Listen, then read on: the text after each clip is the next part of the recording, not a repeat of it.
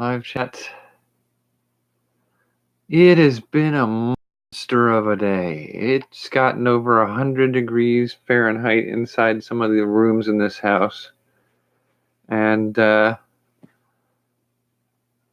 it's not an entirely air-conditioned space. I mean, we could probably crank on a couple of other conditioners in individual rooms, but I'm not doing that. But it's been brutal here. And the humidity is high enough that it makes it feel like it's 110. So it's been pretty harsh. And the thing that sucks is I'm still doing the exercise routines that I'm making the videos about. So I need to be doing exercise multiple times over several hours.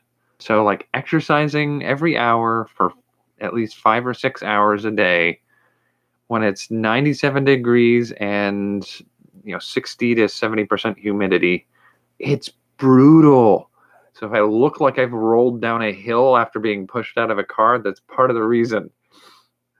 Yeah, and I turned the AC off so I could do this video live.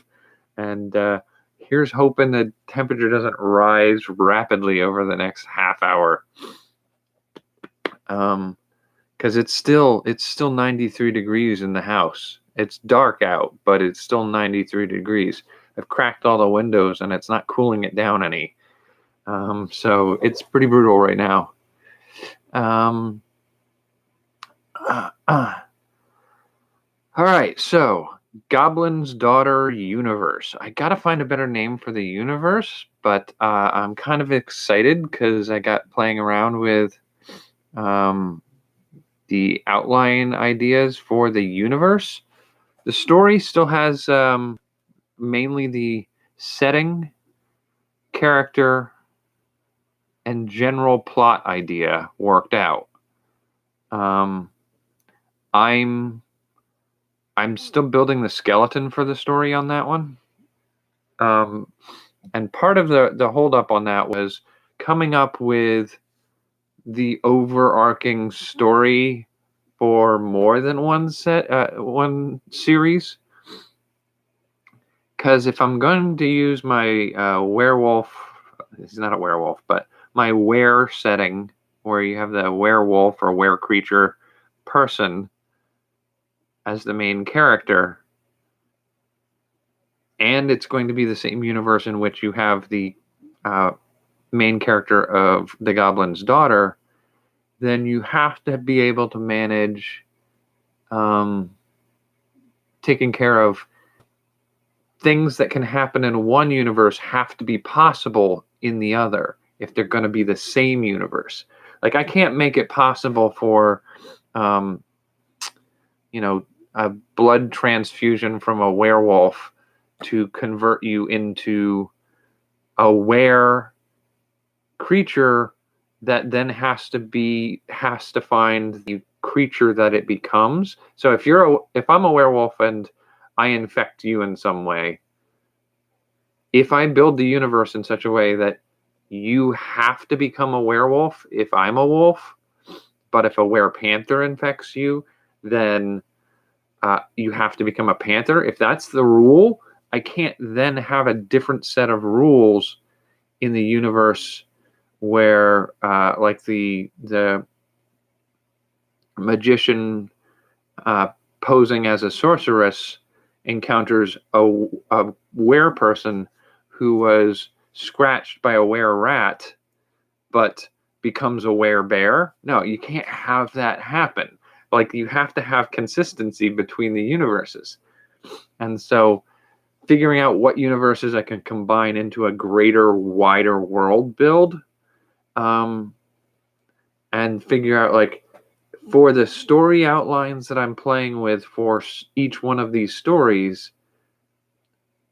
can that aspect of the story be maintained consistently with the other story settings?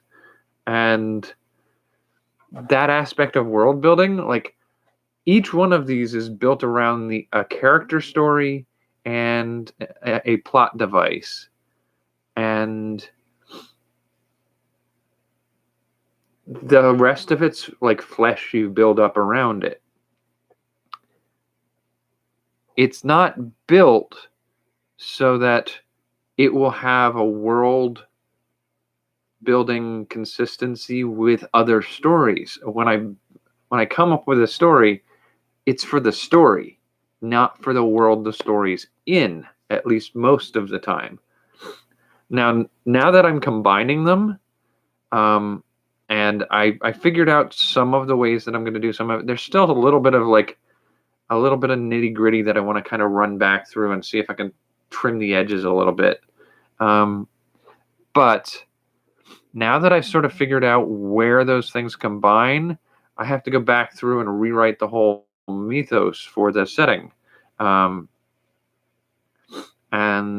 once I've sort of worked some of that out, I will have what is essentially a world and a setting built for multiple story series to play out in.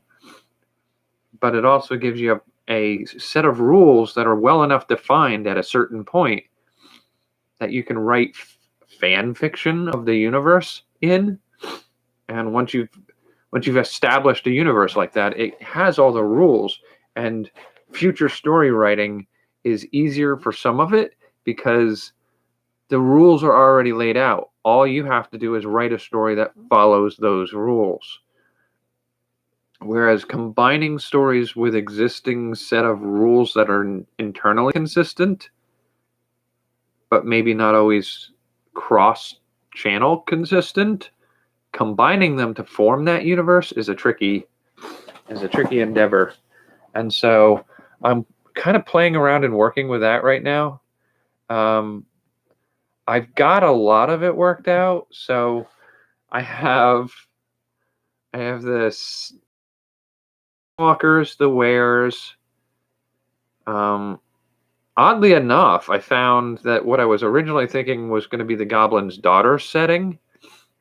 That may actually work better for the Sandman Chronicles. And then Goblin's Daughter. And then I have some of the consequent related stories. So like in the were setting, you're having a conflict seeming to come up between, it's sort of cliche, but the werewolves and the vampires in the setting are sort of at opposition, and having those character types clash means that in this setting there are vampires. So I have to build a story element that supports that. And then so possibly a story series or an illustration of further details on that score. But there's also an extra party involved with that. There's stories of, well, there are a couple others. There's stories about ghosts and spirits. And so maybe doing a story series about some of those types of characters and the rules and the system that they exist in. And then in that setting, there's also the hunters, the people that hunt the creatures that are not human. Now, the play out of the hunters on that case can be something of the idea of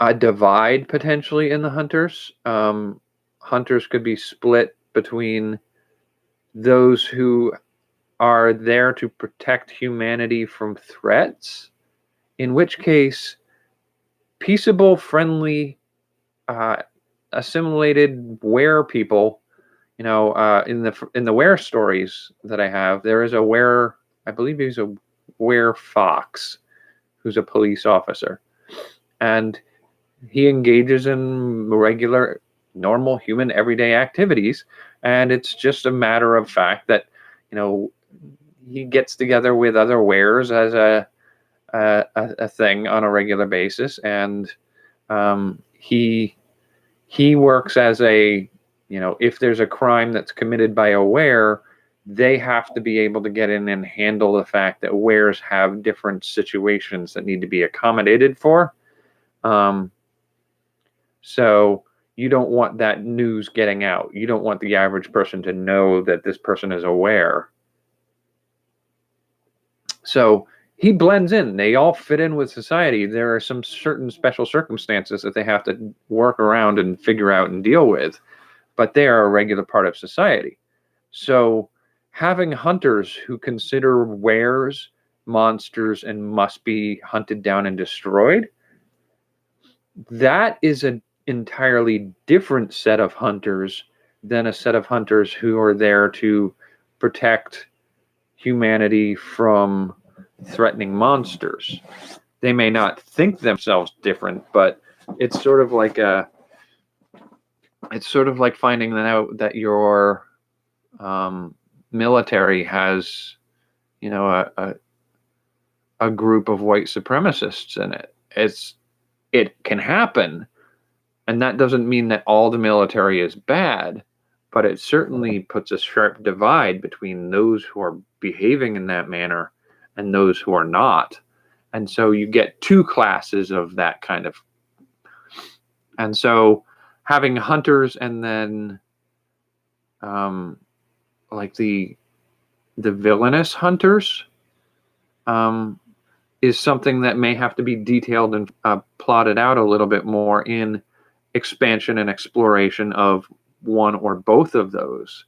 And so we have, at this point, we have the wares, the Sandman, the Goblin's daughter, the vampires, the hunters, the ghosts, and then you have aspects of the Fae or the elves, or however you want to refer to them in the setting. So in the case of the Goblin's daughter, she's crossing over the threshold to a parallel communities, connected but translocated cities, and interacting with them. And they're going to be goblins and orcs and trolls, but they're going to be elves and dwarves as well. And with that sort of diversity of Fae creatures, you have to explore that setting a little bit more too. And so you have to establish the rules of each of these different types of characters. And I'm still trying to negotiate, and I think I can kind of negotiate the idea of the skinwalkers into the setting, because they have a lead in, because that story that I was coming up with premises for before has an encounter with hunters, dealing with hunters, especially kill all non-humans kind of hunters. And so that can tie in the universe. So the skinwalkers and the were universe can tie in together through the hunters, and the hunters will tie in with the vampires. I don't have a lead in yet for how they tie into things like the Sandman or the Goblin's daughter setting. But as I play with these a little bit more, the threads will begin to tie it together into a basket, essentially. It's finely woven, interconnected components that form a greater whole structure that can hold many different types of stories. That's why I call it a basket.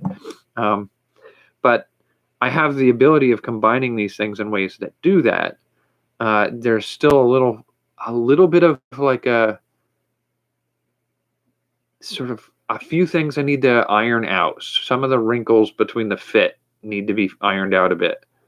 One of the things I keep coming across is like, I know that in this setting that I'm working with, if I do it the way I think I'm going to do it, I will have the were people who are, in essence, a people who they have found a way to connect with spirit animals and form a symbiotic relationship and become those were creatures. So shift their body into a new form based off of the creature they've formed a symbiotic relationship with. Now, if we take that setting and that type of character and we add in the skinwalker setting that I'm playing with, the skinwalkers are essentially were creatures in their own right. But the difference is they aren't connecting with a spirit animal in a way. They are finding a living animal that at a moment, a trial between them happens, and they end up having to kill the animal and wear its fur. And between that connection, they can assume the form of the animals whose skin they wear. Now, in that setting,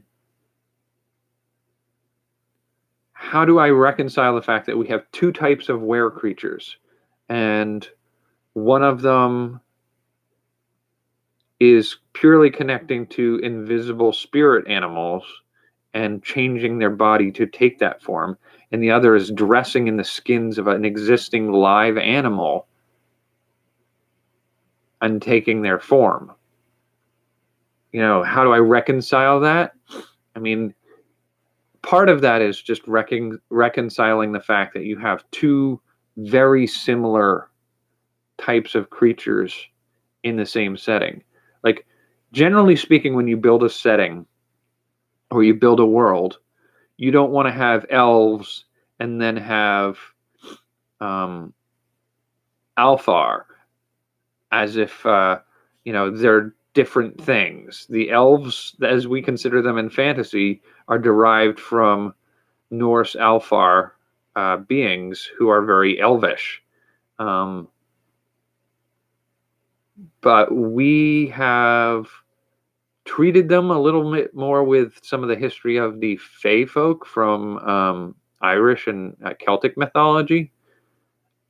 But they still share that common root that they're so similar that if you were to make a setting where it's the elves and the Alfar are separate races, they're not different enough to justify a separate feel to them, unless you're deliberately making a story about the difference between the Norse and the Celtic populations of a race of beings and their cultural differentiation over millennia, and how that affects how they relate to the natural world and the humans around them. Like, that could be a good story, but that right there means that the story has to focus on the differences and measuring them against each other.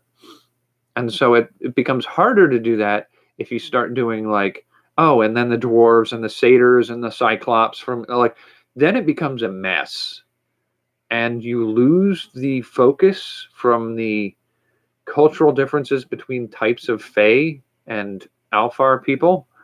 And so, I feel like with a setting the size that I'm dealing with, I have to very carefully manage the difference between the skinwalkers and the were. And I feel like part of that's going to come down to the mythology of how they all came into being. And I like to use a pattern of storytelling that uses unreliable narrators. So if I tend to think of the history of even Star Wars, or if you look at Lord of the Rings, or Game of Thrones, or any of those types of story settings, I like to feel like we're experiencing those as stories told to us in a tavern by a tale-teller. And so, of course, there are going to be details that are exaggerated or are left out, or the storyteller's own biases will influence how they tell that story. Like a good example from actual history is the tale of the 300 at Thermopylae. That's the story of the Spartans who fought off the Persian army. Now, the thing that we hear in this mythology is it's 300 Spartans against an army of Persians. And those 300 Spartans held for a very long time, but they agreed that they would never turn away and let the Persian army through. So they were going to go to their deaths to fight just a little bit longer to keep the Persians away. And so they exacted a huge price on the Persian army. That's a great piece of history. What you don't really hear a lot about is that it was the Spartans and the Thespians. There were 300 Spartans, but there were probably about 1,000 Thespians who were from a city, Thespia, I believe is the name of it, in Greece, who allied with the Spartans, and they too fought in that battle to the death. And so it was 1,300 Greeks against the Persians, not just 300. And what number of Persians died on the field? Was it 1,000, 2,000? Was it 10,000? The stories tell us it was tens of thousands of Persians. Now, was Persia able to field an army of tens of thousands of people? I'm a little skeptical it was as big as that. But for storytelling purposes, the tale of the 300 Spartans against the 10,000 Persians who fought and exacted a huge price for those Persians. That Persian breakthrough of the Spartan line and decimation and destruction of the Spartans, and then subsequent conquering of Greece, that story's made more powerful by the choice of 300 people than it is by maybe 1,300. So in the telling, to make a powerful story, sometimes some of the details are a little fudged. And that becomes the stuff of legend, and then it becomes the stuff of religion. And so the story of the origin of all things can oftentimes, again, be based on these unreliable narrators. The story has traveled through too many mouths to maintain all the exacting details it needs to cover it correctly. And everybody's putting a little extra emphasis or flair in certain areas. So the story isn't what actually happened, but it forms the backbone of the belief of what did happen. And so different cultures, I imagine the story of Thermopylae is very different if you were to be hearing it from the Persian army 100 or 300 years after it happened. And so in building a world like this, I tend to keep that in mind. I use that as an aspect of, you're always going to have little details that don't match up. And I'm going to chalk that up to the storytellers for every one of these populations, all these cultures. They have their own versions of these stories. And these stories are accepted to be the history of these people. But when you take the histories of two people, they don't match up. There's something amiss there. And so I like to be able to, use that as a storytelling element. But there's a little part of me, that little obsessive compulsive portion of me, that says, yeah, but there has to be a truth. So what is the truth? And so I kind of want to know what the truth is in this setting as well. So like one of the things I'm thinking about right now for the skinwalkers versus the wear is that something like being able to find a spirit animal, connect with it, and join with it in a way that you can embrace and become physically changed into some aspect of that partner that you've joined with. That's a wear situation. I feel like the skinwalker situation has to be almost something opposite of that. where this isn't forming a partnership. This is a little bit more along the lines of, I mean, there should be some kind of connection or partnership, because the story I want to tell with the Skinwalker, the first story in that series that I want to tell with the Skinwalker, has an important element to it that involves them connecting with the spirit of the being that they wear the skin of. It's sort of like a constant voice, a hitchhiker, somebody riding along with you.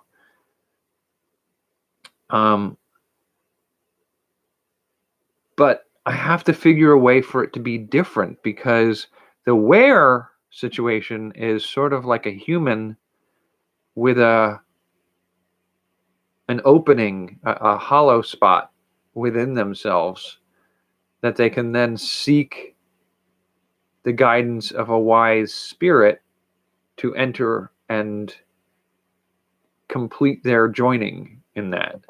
The Skinwalker needs to feel a bit more like a human who has found a way to mimic what the wear do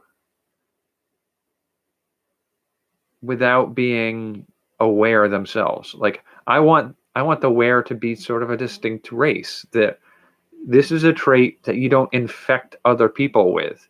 You can't turn somebody into a wear. You either are or you aren't. And it's something that can be passed on. So perhaps you have a were father and a human mother, and they have a child, and there's a chance that that child will be aware. It's not an infectious condition.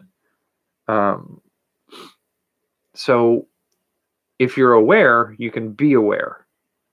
If you're a human, you can never be aware. You can't become aware.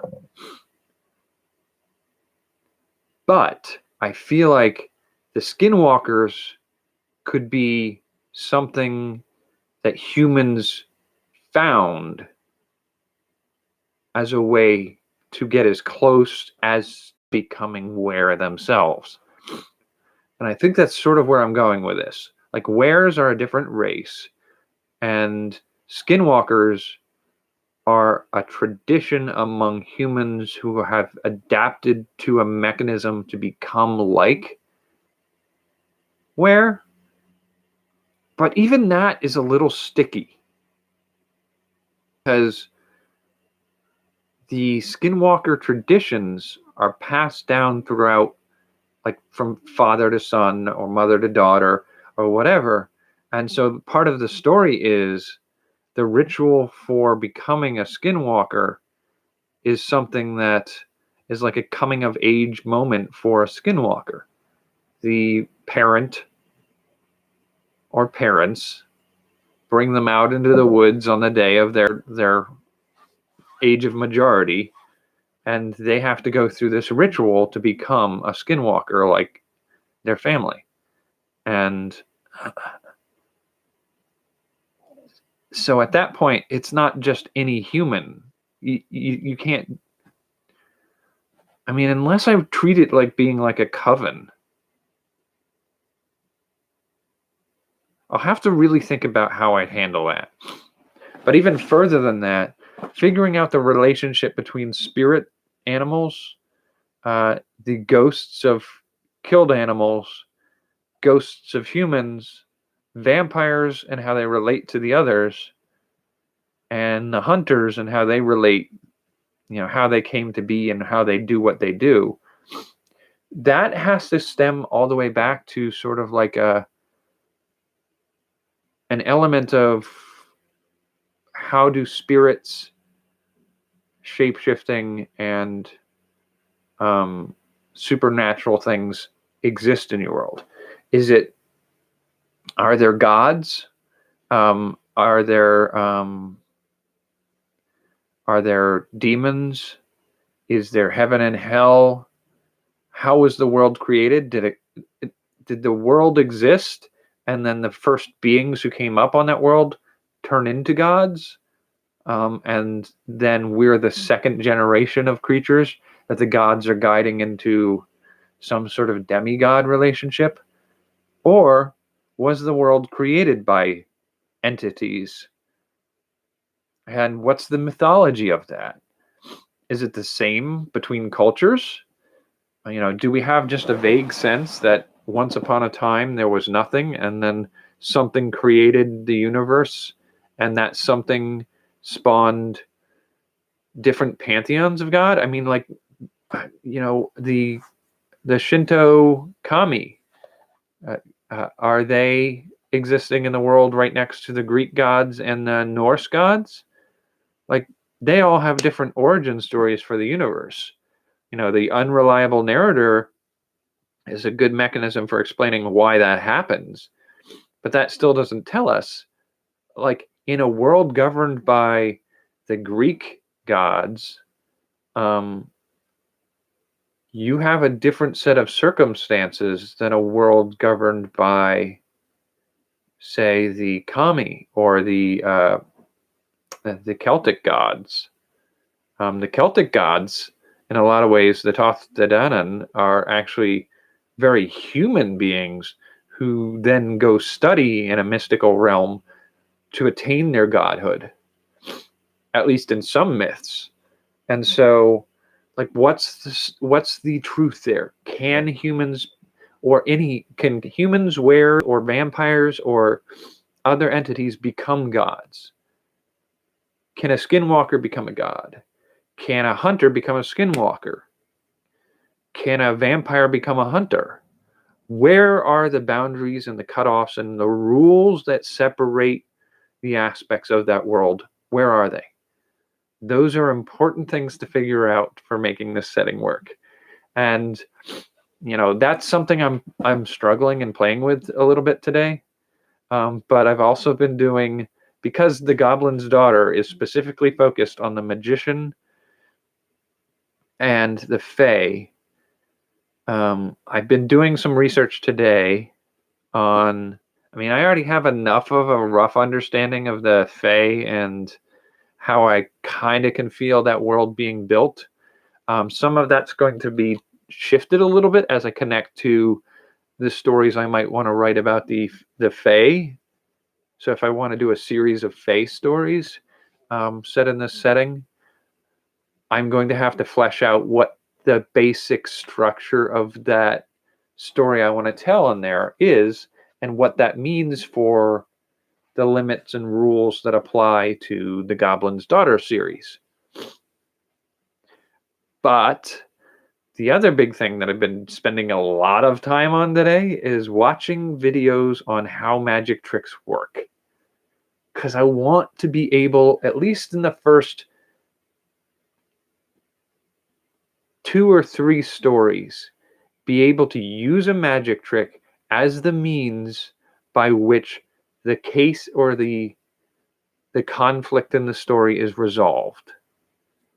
Now, I could do escape artist stuff. The problem I come across with that is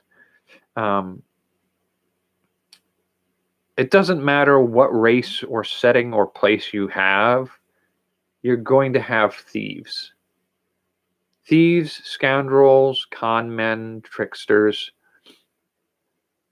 And they're going to be able to escape from locked cells and handcuffs and chained to a cement block and thrown in a river and then show up right on the bank behind everybody when they're not paying attention. That's going to be something that's, they're going to be familiar with. So having a human who can do that in a fairy world isn't particularly magical.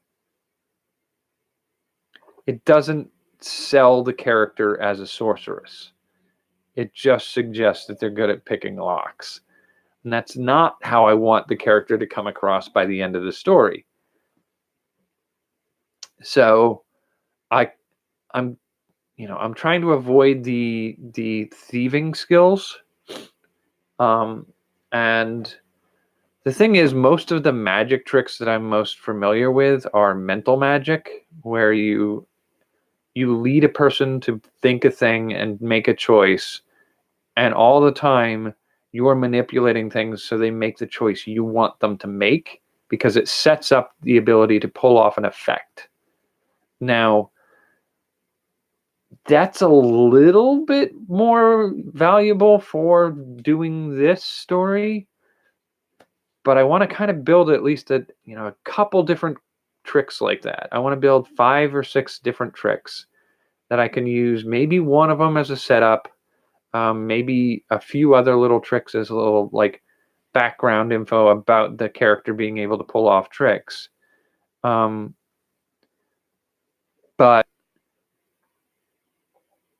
the key, the linchpin trick that the character is going to do is going to have to be what I build the actual mystery and case around. It has to be the thing that solves the situation. So finding the right trick and then building a story that can be resolved by that trick is the big part of working through this story structure. Now, I'm going to do more of this tonight. I'm going to leave this video here and I'm going to go upload tonight's product videos. And then I'm going to do some more work on working some of this out. Tomorrow is the start of the health and well-being category of live feed stuff. So I'll be talking about my diet and my exercise stuff.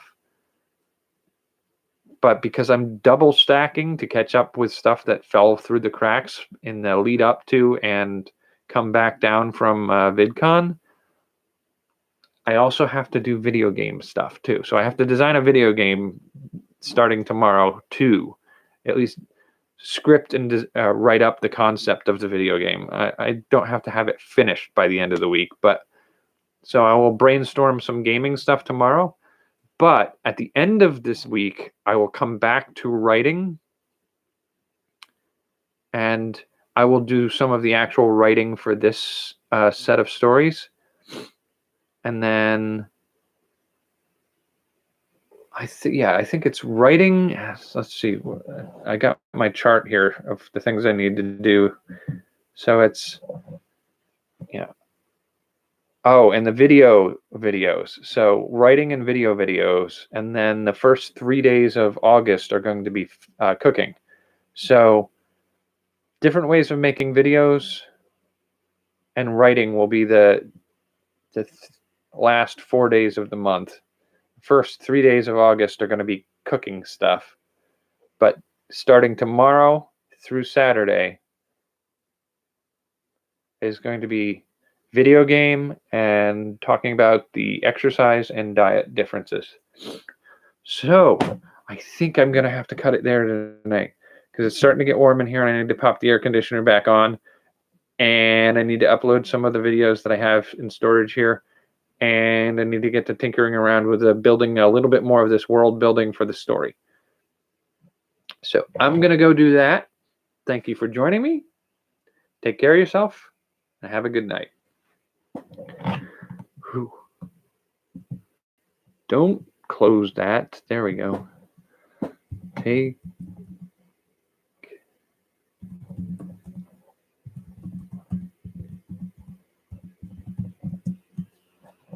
I think I got allergies going on too. I don't know what that's about.